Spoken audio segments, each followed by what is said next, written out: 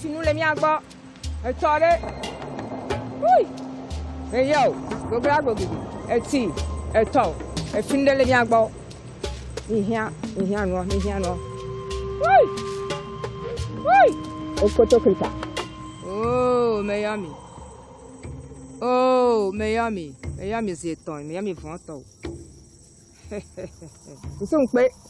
Oh, mais attends, oh. Go grab it. Soko sale. Kono imigrera na mi a. Gana wa bude mi o. Ni di mi le a. Ya fe nku apo o. Soko sale. Eh. Eh, apeto. Mi e de fi yo bete jore to me ku o. E ka lagbe. Ameko ko emenyi. Nku ya ko la sin. Okay, na tanko emi kinyi ma tanko. Gbelenam Jesse, ezama hete kuku. So glaje. Me yolo. Hey, lagbe.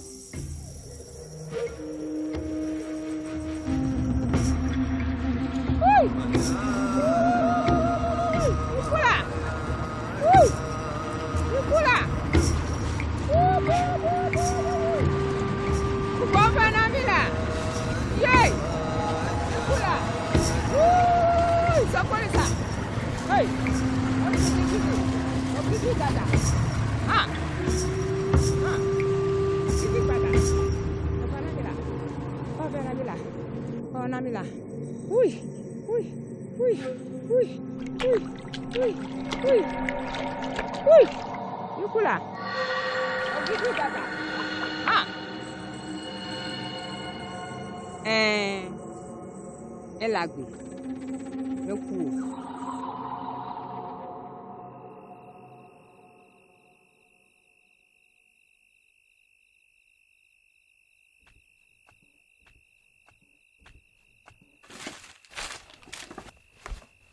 Nyanu, enyi to, eni ke megblona be na o ya le be na wo. Togbi melon ame togbi ke va du mele fi, ano togbule na mi avio. So ija maga school na akpere wonye lagbele. Papa, ojima de school. Baso agbele, my England, papa. Zero di, febla to me gbenye akwa mere le fi o de school e du mele fi, trozo na na popo. Na tasi guna rokio, ano ya me dro yoku.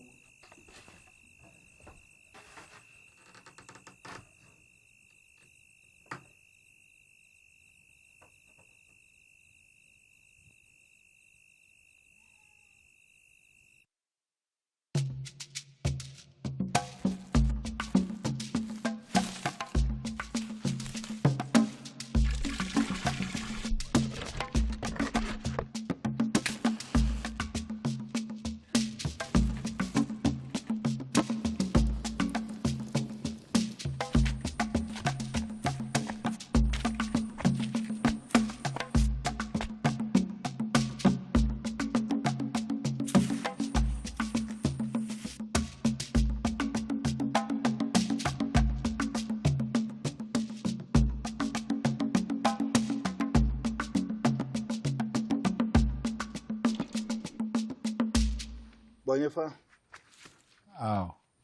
Ya papa adeko. Viva ya funu na ocho vio nyanu. Nyanu a emi enye devi otagbo ko. Yenu nyala le sukume. Mianu fiala wa mi deje si be echome gade le si. ava nɔ abe xevi le ɣeyiɣi ɖe me akpɔ be ava ɖo ɖoƒe kɔkɔ ɖe le eƒe nusɔsrɔ̃ me. Eya ta míedi be aganɛ mɔnukpɔkpɔ be wòava yi eƒe sukua dzi. Nyemedzi be evinye na bɔm aba le ke miosio ene o. Kɔnu wɔwoe nye míaƒe tsɔme. Etɔnye agbledelae, tɔgbenye agbledelae, tɔgbe agbledelae, nye ŋutɔ tse agbledela menyo. Ta evinya agbledela ko anyi.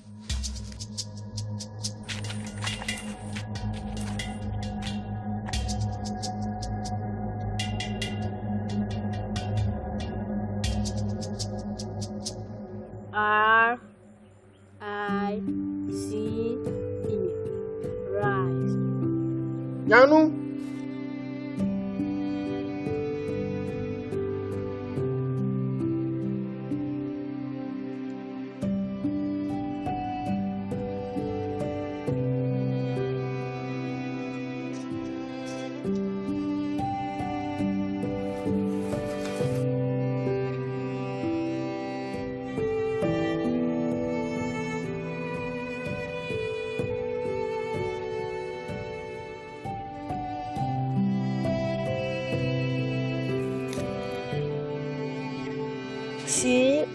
C-O-C-O-A. Coco. Nyanu.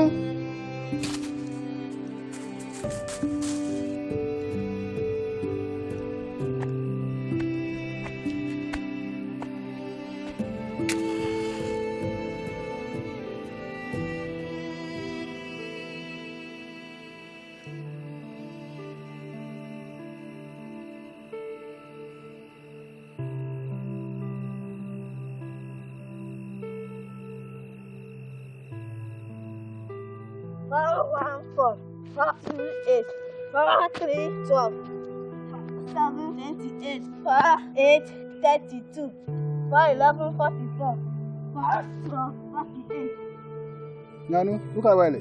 The fed him.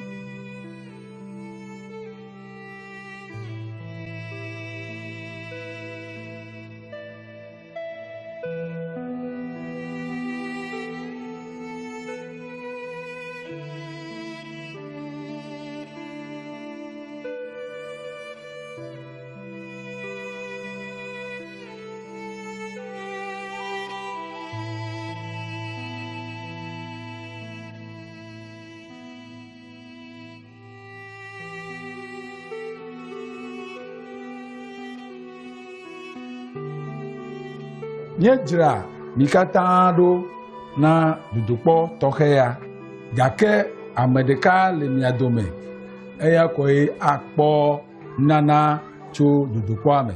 Eyae nye ame si kpɔ dzesi gãtɔ wu. Ame aɖe li si ke wɔ nuteƒe le míaƒe nutoa me. Eyae do míaƒe ta ɖe dzi. Ekpɔ nana gã be wòayi English Yovowo ƒe du me eye wòava na asi nyɔnuvia gã la. Míedzi ha va se ɖe fɔŋli, tsidzadza kple dziɖegbe eye nye míaƒe gbedzidzi. Míaƒe hadzidzi wonye dzi ƒe ha. Xevi ƒe dzodziwo dzoyi ɖe dzi le lilio me. Yae nye mía ɖevi kalẽtɔ. Eɖu dzi eye wòyi ɖe Mivania. Kɔnu. Kɔnu. Kɔnu. Kɔnu. Evinye mata gblɔ nu yi ke nyo nɛ nam o.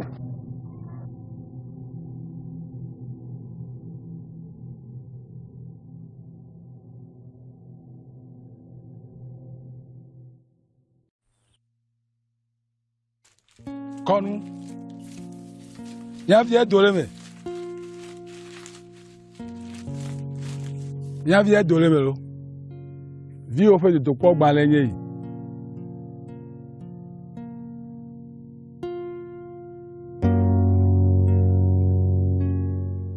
Nyanu yi ke ye lea, wonye ame velia le fi ma yi le xevi megbe. Ta ame sia ame ƒe ŋku le dzi o. Neyi na front nyire agugova abakpere dukonwu.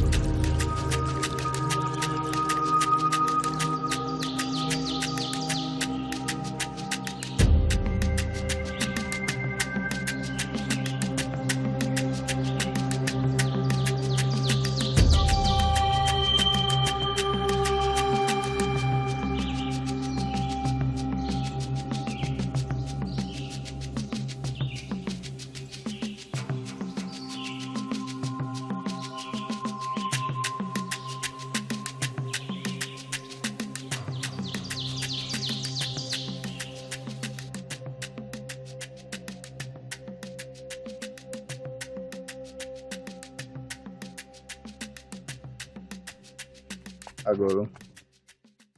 Amen. Where's all? Yo. Vinye bu maledidi. Mabado gbo. If you unchu alone. Ye vin tu vigere ko padrevi. Ezili. Yo.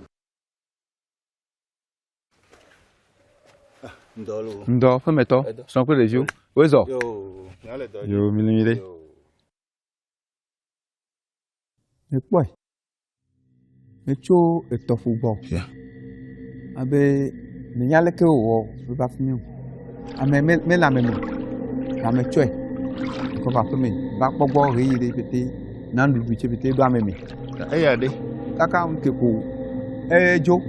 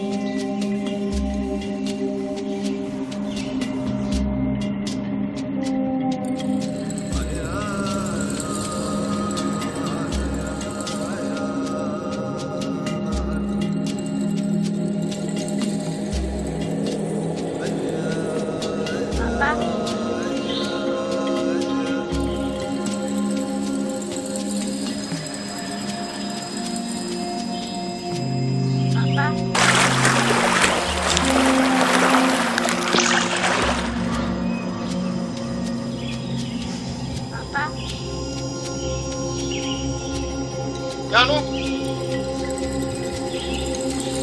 Janu. Janu.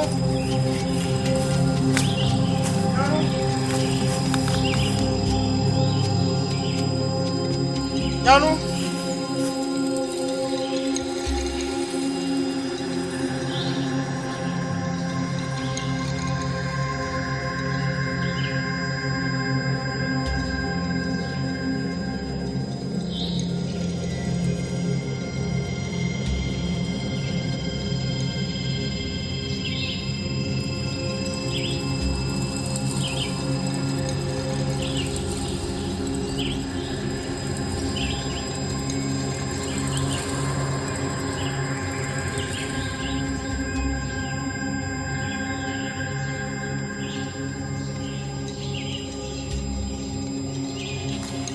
Janu.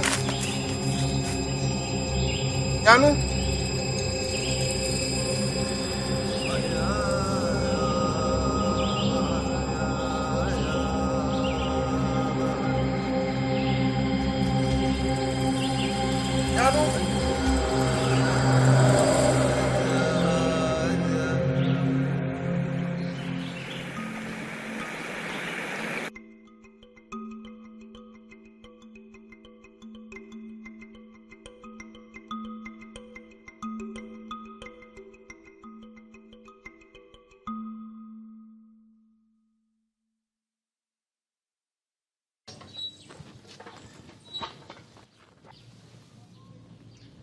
We will inform your parent that you made it, but now we have to leave to the airport.